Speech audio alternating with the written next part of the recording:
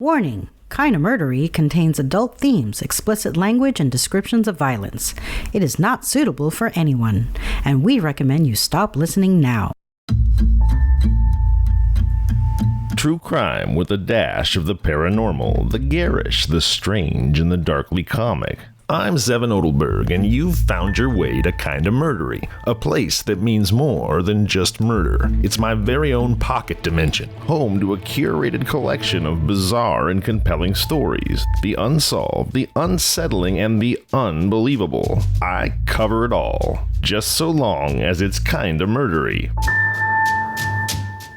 Hey there, everybody. Welcome to Kinda Murdery. I'm your host, Zevin Odelberg. Thank you for deciding to be here. Well, here we are, ready to jump into part 2 of the Chicago Horror, Leopold and Loeb. Notice I said part 2, so if you haven't heard part 1 yet, go back and listen to it and then join us. As I often do, I'll rewind the story just a bit to let you settle back in to the narrative. Put your personal items underneath the seat in front of you. Stow your baggage in the overhead compartment. Buckle your seatbelt and let go of the worries of the day. But be warned, there's turbulence expected ahead. I bring you part 2 of the Chicago Horror, Leopold and Loeb.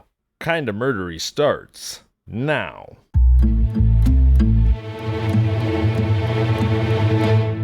The secretary suddenly remembered a story that had been running serially in a detective magazine. The Kidnapping Syndicate was the title. It was a strikingly gruesome yarn having to do with the kidnapping of a rich man's wife by a gang calling itself the Syndicate. That there was a pronounced, if only intangible, relation between this kidnapping of fiction and the one of fact was strangely evident in the two letters whose contents were too identical for coincidence. The numerous points of resemblance between this and the letter quoted earlier will be readily observed and might well be noted because of its later significance. The fictional ransom note from the fictional story, The Kidnapping Syndicate, read as follows. Your wife is in our custody, and so long as your conduct toward us warrants, she shall be treated with every courtesy and respect, and insofar as the circumstances permit will be made comfortable. Any change in this attitude will be the result of your own defiance to our terms, which are, number 1, that you make no appeal to the police or to any private detective agency. In that event,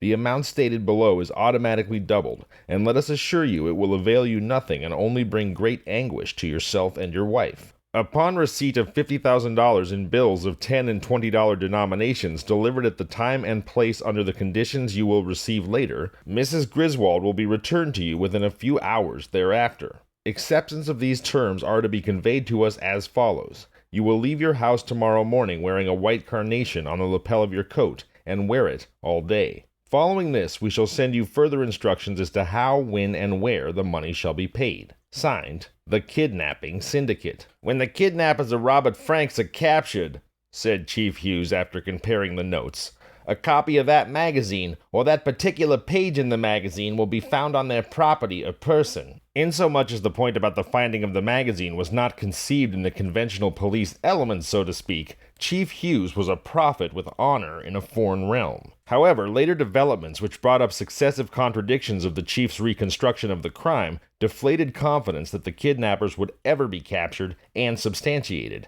if only temporarily.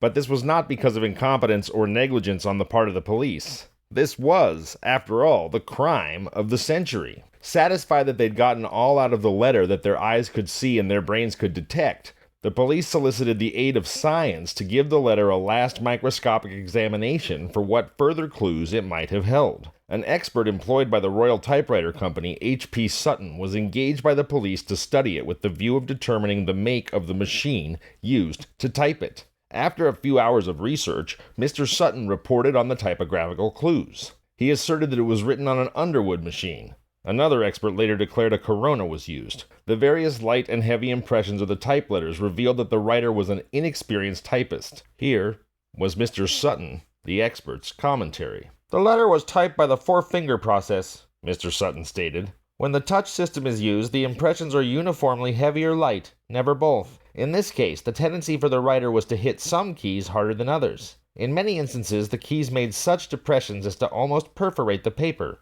This shows that the writer was hesitant, and deliberate. Asked outright if he could identify the machine, the expert said that he could. Hence it was written into the official police program, "Look out for this typewriter," an Underwood, as mentioned. The first police developments in the search for the kidnappers came with the technical arrest of several instructors at the Harvard school where Robert was a student. The faultless composition of the letter, the police said, did suggest the hand of an educated person, and they were unwilling to omit the school supervisors from suspicions. Instructors R.P. Williams and M.N. Mitchell, teachers of English, were taken to a nearby police station and questioned by Lieutenant Grady. They vigorously denied every inference of guilt. At the same time, the testimony of a number of boy students implicated one of the school's teaching staff in alleged acts of perversion. The detectives seized upon this as a logical motive for the kidnapping of the boy, but with the intention of murder rather than of ransom. This angle of investigation, however, fell through, and the personnel of the school were wholly absolved of guilt and released within a few hours of being taken into custody. Their release knocked every pillar of support from under the police case, with the result that the kidnapping mystery became deeper and more baffling than ever before. In truth, the ace investigators and the veteran detectives, with scores of solved kidnapping cases to their credit, were forced to admit that they were stumped, simply confronted with a big, blank wall, and nothing on the other side. They were not even able to establish a motive. Why, asked commentators in the press, would the kidnappers abduct a 15-year-old boy for the $10,000 ransom, when by selecting a boy of 5 or 6 years old they could eliminate the possibility of being identified by their captor? While this served to clear the atmosphere a little, it also contradicted every previous theory and depreciated immeasurably the value of the few clues that the police had succeeded in obtaining. It was at this stage that the Chicago press sent in its reporters and journalistic experts with the very natural newspaper idea of forcing along a great story that was tottering perilously on its last legs. Criminologists, private investigators, and famous detectives were hired by the dozens to write discussions of the case and to analyze each new development. Police reporters were paired with their colleagues who did the writing, while the beat man did the investigating. Working hours for the night men soon overlapped the hours of the day men, until at one time there were as many as 150 reporters working on the case together. The competition was keen, and it was not long before the whole group sensed the individual intentions of each member to get the scoop first. Frequently, their paths crossed, with unkind words and verbal fisticuffs as consequence. There was no time for physical combat. Much as these functionaries might have wanted to indulge in it, the prize would come only to the swift and sure. In contrast to this, of course, the attitude of Mr. Ryan of High Park was in gross violation of every newspaper principle of news gathering. Concerted efforts on the part of several of his friends to wake Mr. Ryan from his alcoholic dreams were pathetically futile. If you'll remember, Mr. Ryan was the drunk reporter sitting in a bar passed out for 2 days when the story began. "Big story," Mr. Ryan would repeat, quirking his brow with great labor. "Big story, huh? Say, I've been right here for 66 hours. Don't kid me, boys. Life is too short. Too short." And in a voice laden with pathos, Mr. Ryan would tell of the vision in which he saw his old gray-haired mother scrubbing and washing a path to her lonely grave, and dragging a heavy, cumbersome coffin behind her. After this he would subside, take another swig of an almost empty bottle, and fall asleep. But Mr. Ryan's conduct was far from typical. Indeed, it was quite the exception. Industry of the most fervent and dynamic quality characterized every other newspaper man's associations with the case. Home was a place you made split-second renewal of old and familiar acquaintances, coffee was the antidote for sleep, ham sandwiches and malted milk substituted for the more nourishing but inconvenient foods. Eating and sleeping, in short, were looked upon as vicious, alien habits, and an indulgence that was regarded with professional abhorrence. "What the hell do I care if you haven't eaten?" declared an outraged city editor in answer to a reporter's gastronomic prayer. "The only thing that's getting fed around here is the press." By the time the legions of reporters had run down the various sets of clues and published their stories, certain angles of the official investigation were promising important developments. Relentless house-to-house canvassing and questioning established to the satisfaction of Captain William Shoemaker of the Chicago Detective Bureau that Robert Franks had been kidnapped in broad daylight at the corner of 49th Street and Ellis Avenue. Close upon the heels of this came the statement of a servant working in a home located at the corner that had barely seen the figure of a boy stepping into a machine.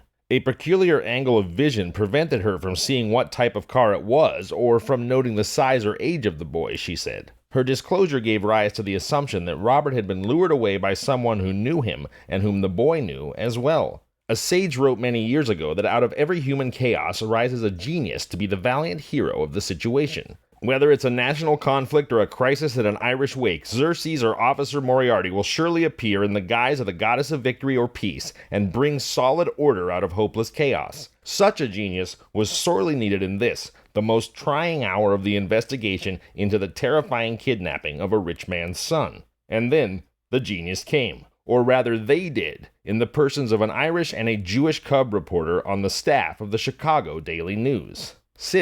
Plain ornery sitting was the chiefly life's purpose for these two cubs previous to the discovery of the crime of the century. Usually it was sitting on the edge of a desk. When they were inspired to do bigger things, on the other hand, the city editor told them they could sit on the desk's middle. Rarely did duty ever impose more than this, for James Mulroy and Alvin Goldstein were cubs, beginners, freshmen. But opportunity was sneaking up on them from behind. Mulroy and Goldstein were following the newspaper accounts of the Frank case with wolfish eyes. They devoured every item of the story and added in their imagination what they thought would make it complete. Hence, they did not miss the significance of an incidental report from the coroner's office that the nude body of a boy had been found in a swamp in Heggswich, an unsettled territory fringing on Chicago's southern extremities, on May 22nd. "Hey, boss," Mulroy stammered. "Goldstein and I got a whale of an idea on this Franks case. Will you assign us? I'm almost sure we can produce." "That's a large order, Mulroy," answered the city editor. "At least half a dozen of your seniors here would get the preference. Give me the tip anyway, and we'll have it checked up." "Say, boss," interposed Goldstein, "if you knew what we had would solve the Franks case, would you assign it to us?" "Well now," the man drawled, "if that's the way you feel about it, I suppose I have no choice in the matter." "Okay," shouted Mulroy and Goldstein, seizing their collegiate hats and dashing out the door.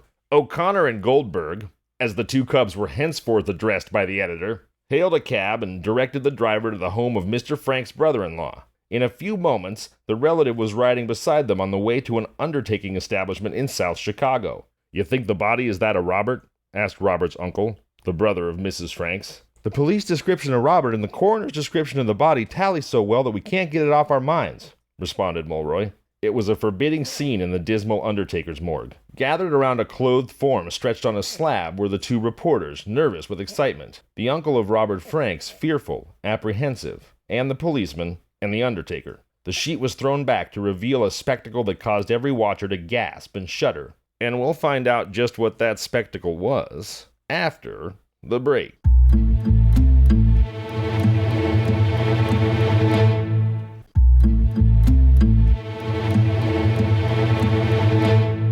Hey everyone, we're back. If you did not skip through the ads, then you win an extra special full case of my personal gratitude. Thank you for supporting the brands that support Kinda Murdery and enduring a couple of advertisements to put a few pennies in my pocket. This is the part of the show where I like to take just a moment to talk about some issues that are important to me. The first is that I have cerebral palsy. It's a nervous disorder that affects motor function as well as muscular development and various other things. And because of that, disabled issues are important issues to me, and in particular, I would like Kinda Murdery to become a support community, as you know, for people with disabilities, physical or otherwise. But really not just for people with disabilities, but for everyone. The point of it is that often we don't have the opportunity, or the moment doesn't arise in our everyday lives that causes us to step back and consider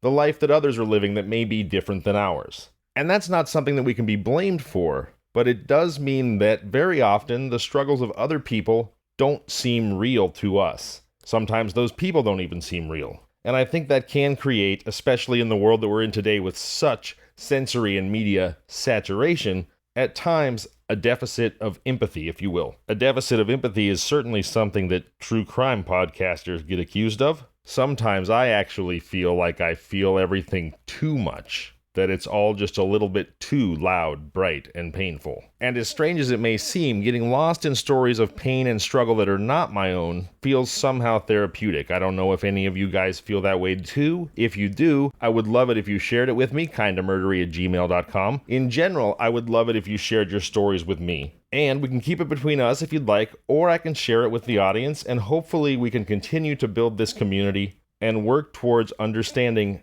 each other better and caring about each other more. Speaking of caring about each other, please do remember the free 3-digit number 988 that you can call to immediately receive 24 hours a day counseling for substance use, mental health, or suicidal thought-related issues. So if you are in crisis, please remember 988. Program it into your phone now, call it if you need it, and always remember, please, please, please, always remember that the world is a better place with you in it. And if you're not in acute crisis, but you're still having a tough time and you'd just like to connect with someone you'd just like to share, please do reach out to me, kindofmurdery@gmail.com, or at kindofmurdery on all social media. Also, just a reminder, I do have those kick-ass Kinda Murdery stickers. If you'd like some, email me, kindofmurdery@gmail.com. I do plan, by the way, guys, to have other stuff eventually. T-shirts, bumper stickers, I don't know. You can tell me if you'd like what you'd like to have, and maybe I can make it happen. But the truth is, I do this show 100% on my own, and it's hard sometimes to have the bandwidth to juggle all the tasks that go into building a podcast infrastructure. And finally, please do leave reviews. They help the show become more visible, and they make me feel good. You have no idea how grateful I am when I hear from any of you in any capacity. If the feeling of community is something that you appreciate about Kinda Murdery, have no doubt that it means a lot to me, too. And with that, the seatbelt light is on. I have to ask you to return to your seats and buckle your seatbelts, because once again, turbulence is expected ahead as Kinda Murdery resumes now.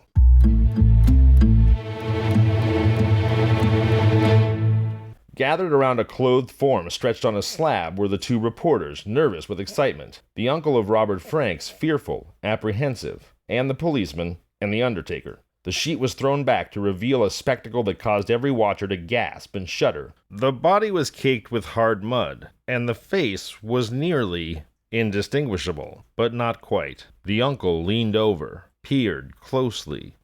"It's Robert. Robert. Robert. Oh, Robert." Over and over he spoke the name until the sheet was once again laid over the form of Robert Franks, and the party retired to the front room. Mulroy seized a telephone. "Dearborn, 1111, he called. Then, "City editor, hello, it's Mulroy. Robert Franks has been found. He was murdered, and the body was officially identified. Boss, this is a scoop on every paper in town." At precisely the same hour, the father of Robert Franks was waiting beside his telephone in his home. In his hands, he held a sealed cigar box containing $10,000 in bills of $50 and $20 denominations. Mr. Johnson would call at any moment now with the directions for delivering the ransom money and obtaining the stolen boy. The telephone rang. "Hello?" Mr. Edelson grabbed it up. "This is Mr. Johnson," said the voice. "In 5 minutes, a yellow cab will come to your door. The driver has been instructed as to your destination. Goodbye." A click told that the speaker had hung up, but not quite soon enough. They were tapping wires over which he had been speaking. Telephone authorities traced the call to the original exchange office, but they were not able to pick up any more than that the call had come from a drugstore in the neighborhood of 63rd Street and Cottage Grove Avenue. Exactly 5 minutes afterward, a yellow cab drew up to the curb before Frank's mansion. Mr. Edelson went out in response, and before talking to the driver, made a mental note of the cab's number, which he later said was either 1492 or 1942. "Who sent you here?" Mr. Edelson asked. "Branch office over at Cottage Grove Avenue," answered the driver. "Supposed to pick up Mr. Franks." "Where were you ordered to take him?" "I don't know," responded the driver. "Them's all the orders I got." At this juncture, Mr. Edelson was called into the house by a servant to answer a telephone summons. He had informed the servants they were not to call Mr. Franks to answer the telephone or doorbell. It was the wish of the friend that the father have as little to worry him as possible, although Mr. Franks had not expressly agreed to any such arrangement. He seemed willing to refrain from these duties, so great had been the strain of the terrific ordeal. "It was the grace of God," Mr. Edelson told a friend later, "that Mr. Franks did not answer this particular phone call." Its message cut like a sword and shattered forever the only remaining faint hope, erased the only prayer that had nightly been lifted to heaven from the quiet of the bedchamber where the father and the mother could never find the sweet, peaceful oblivion of sleep. It stirred a home from its anxious loneliness only to pitch it deeper into the undying sorrows of death, into despair, which no amount of ransom money would dispel or ever allay. Even as the dread words came over the instrument into the friend's ears, he could see the tidily wrapped cigar box with its puny, meaningless $10,000. The irresistible force, futility, was riding down the seemingly immovable object, hope, in a truly tragic clash of the titans. The news of Robert's death was correspondingly horrible in its significance and feeble in its effect upon the boy's parents. The source of their emotions had long since been drained through hope and then through despair. On being told of the fate of his son, Mr. Franks merely shook and then bowed his head. Not a sob escaped from his lips. Not a sound betrayed the presence of the anguish that must have seized him. Fearful relatives postponed telling the mother she was still seriously ill. Suddenly reminded of his interview with the taxi driver, Mr. Edelson hurried outside, but the cab was nowhere in sight. He turned back into the house and telephoned Detective Headquarters. Discovery of the murder of Robert Franks startled the whole world. Associated Press dispatches flashed the sensational news to all civilization, and newspapers headlined them on the front page with monstrous captions. Reports, too, reached the ears of Mr. Ryan of High Park. Although in the throes of a murderous hangover, he managed to struggle to a telephone and call his city editor.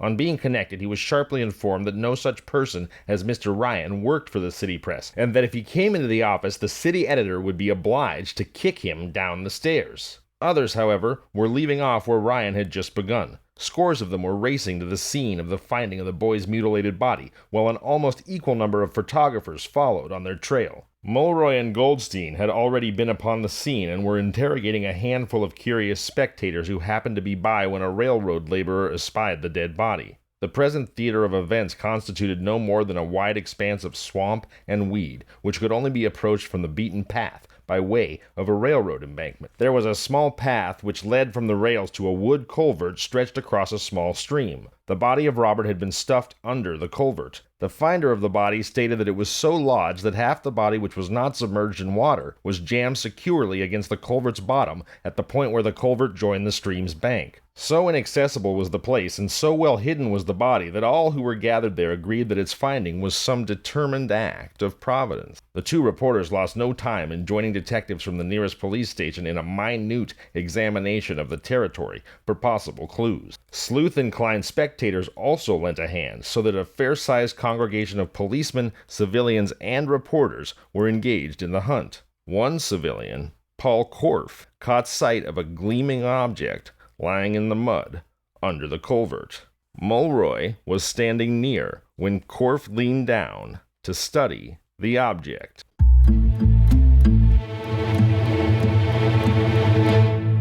All right, we're going to pause our story right there. To find out what that object was, please do join me on Thursday, October 20th, for part 3 of The Chicago Horror, Leopold and Loeb. I look forward to joining you then. I'm Zevin Odelberg, and this has been Kinda Murdery. If you've enjoyed today's Kinda Murdery, please tell your friends and family. Tell strangers. Leave a review. It's the best way to ensure that I can keep telling that special brand of bizarre and terrible tales that you'll only find here on Kinda Murdery.